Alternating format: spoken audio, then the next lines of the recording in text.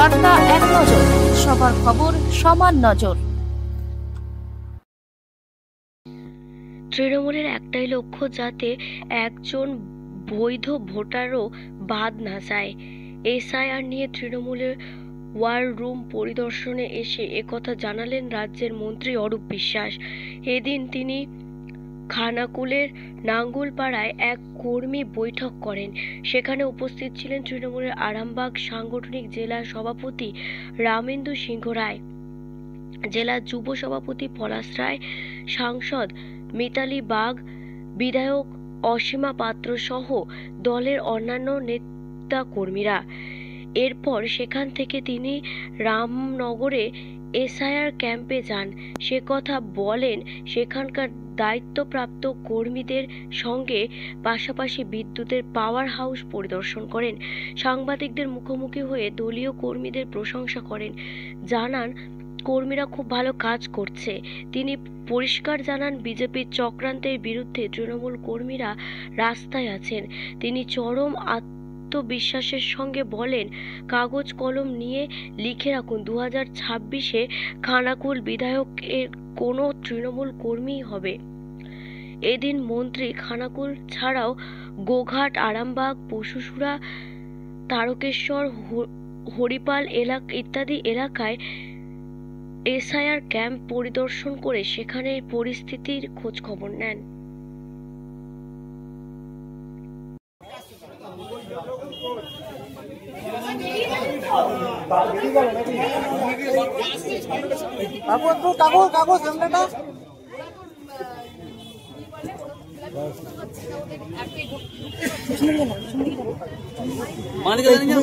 Phone করো না,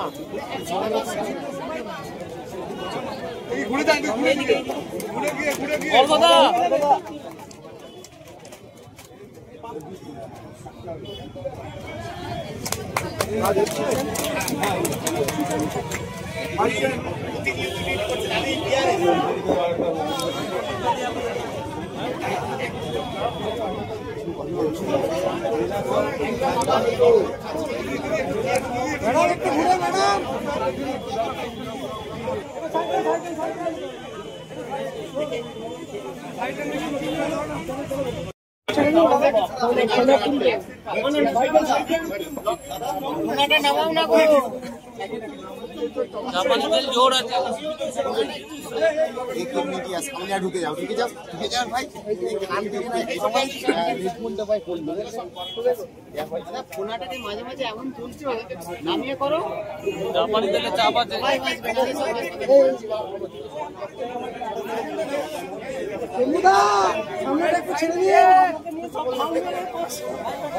আজকে আমরা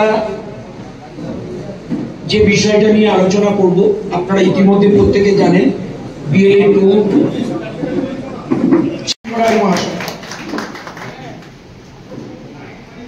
2 নম্বর ব্লকের সভাপতি অসিত সিংহ রায় মহাশয়, এর সভাপতি মহিলা নেত্রী, আর ফুলের স্তবক দিচ্ছেন 1 নম্বর ব্লকের মহিলা নেত্রী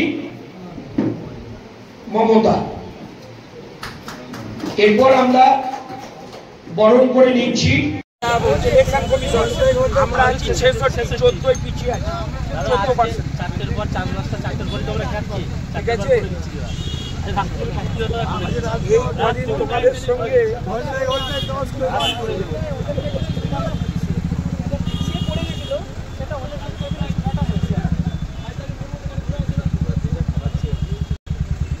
ঘন্টা দাদা বড্ড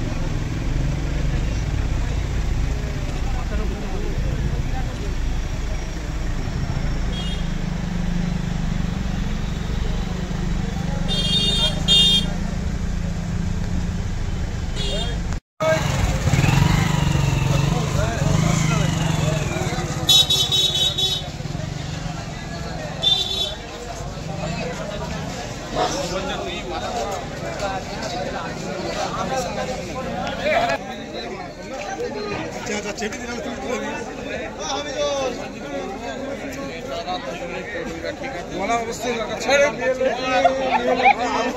আমাদের বুথে কোনো কাজই হয় না, আছে কিনা আমি বলবো বলো ভিডিওটা।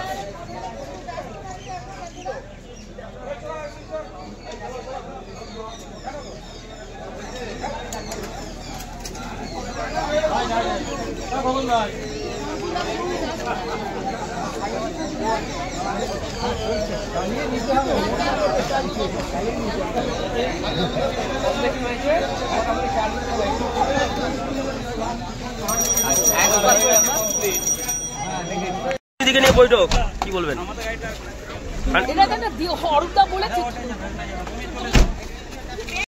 গতবার যখন 2002 সালে এসআইআর হয়েছিল সময় লেগেছিল 2 বছর, কিন্তু আজকে বিশেষ উদ্দেশ্য নিয়ে ষড়যন্ত্র করে বিজেপি এবং ইলেকশন কমিশন তারা আজকে এই কাজ করছে মাত্র 2 মাসে। তাই তারা করছে কত 3 জন 4 জন বিএলও প্রাণ গেল, আজকে এতগুলো নিরীহ মানুষের প্রাণ গেল, প্রায় 38 জন মানুষ তারা আত্মহত্যা করেছেন। এর দায় এবং দায়িত্ব ইলেকশন কমিশনকে নিতে হবে।